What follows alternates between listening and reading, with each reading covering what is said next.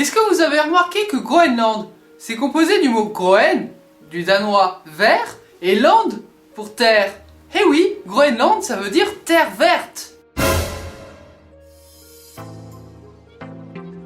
Ce nom fut donné par Éric le Rouge. Oui, décidément, les histoires de couleurs, mais bon, le rouge, c'est parce qu'il était roux. Ça, c'est simple à comprendre. Franchement, quand je pense au Groenland, c'est pas le vert qui me vient à l'esprit.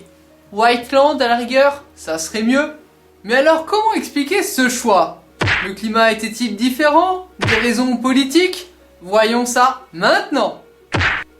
Pour commencer, étonnons-nous avec quelques chiffres, histoire de donner quelques ordres de grandeur. Parce que le Groenland, c'est 4 fois la taille de la France.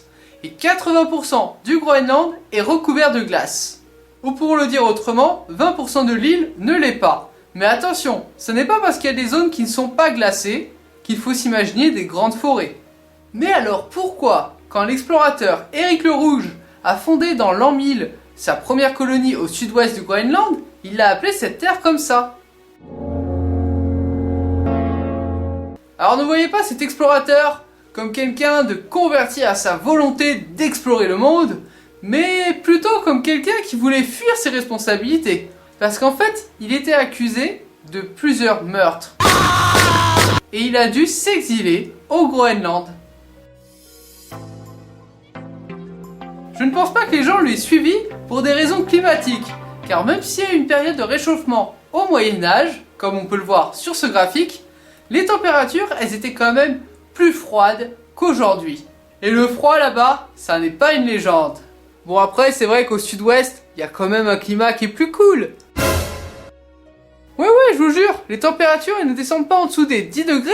Il y a des canicules jusqu'à 15 degrés. C'est pas mal. Si, ça c'est chaud. Car quand on compare au centre de l'île, où la température moyenne, elle n'atteint pas le 0 degré. La température moyenne. Ce qui m'a surpris, c'est que visiblement la culture était quand même possible au Groenland. Difficile, mais possible. Mais ils ont dû s'adapter, comme manger plus de poissons, ou utiliser des animaux qui consomment moins de pâturage, comme les moutons et les chèvres. La chasse était quand même possible, que ce soit des phoques ou des caribous, mais j'ai plutôt l'impression que c'était de la survie qu'autre chose. Il suffisait d'une série d'hivers froids avec peu de précipitations, et ça y est, la nourriture elle manquait. Les Vikings ont fini par abandonner leur colonie au Groenland. Moi à leur place, j'aurais fait ça depuis longtemps. Mais à l'époque, la chasse du phoque pouvait rapporter gros.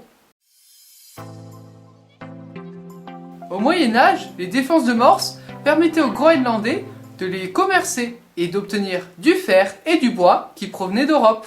Et à cette époque, l'ivoire était très utilisé. Et d'après les analyses ADN, il provenait en majorité du Groenland. Oui, quand je parle d'ivoire, je mets des lunettes. Mais continuons. Concernant l'ivoire, les chercheurs se sont rendus compte d'une autre chose dans l'ADN. Ils se sont rendus compte que les morses utilisées étaient des morses de plus en plus jeunes. Autrement dit, les Vikings ont dû surexploiter les morses qu'il y avait au Groenland. Et dû à cette surexploitation, les Vikings ont été contraints de quitter les lieux. Ajouté à ça, il y avait une concurrence avec l'ivoire qui prenait des éléphants d'Afrique. Alors on comprend mieux leur décision de partir. De toute manière, les Vikings ne se sont jamais vraiment adaptés au climat. Et pourtant, ils auraient pu. Ils auraient pu tout simplement observer et échanger avec les peuples locaux. Mais ça ne s'est jamais passé. Et c'est plutôt le contraire, car ils sont même rentrés en conflit avec les habitants du nord de l'île. C'est le nord. Alors de là à échanger des connaissances, c'est ainsi que les Vikings du Groenland disparaissent au XVe siècle, après avoir tenu quand même 450 ans sur place.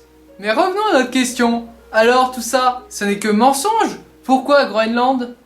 On peut bien parler de Groenland comme une terre verte, car sur les bords de l'île, le climat est plus tempéré, et ainsi, il y a vraiment des étendues vertes. Mais même si on peut retrouver ces beaux paysages comme vous pouvez le voir sur ces images, il ne faut pas exagérer. L'appellation Groenland, c'était plutôt un coup de pub pour faire venir du monde. Pour résumer, le nom Groenland est plutôt une histoire marketing que scientifique. Et visiblement, ça a bien marché, car les historiens ne comprennent pas trop Pourquoi est-ce que d'autres vikings ont continué à affluer au Groenland après Éric le Rouge? Peut-être que tout simplement, ils étaient attirés par ce nouveau monde qui se dénommait Groenland. Eh chérie, je crois qu'on nous a menti. Bon bah tant pis maintenant qu'on est là.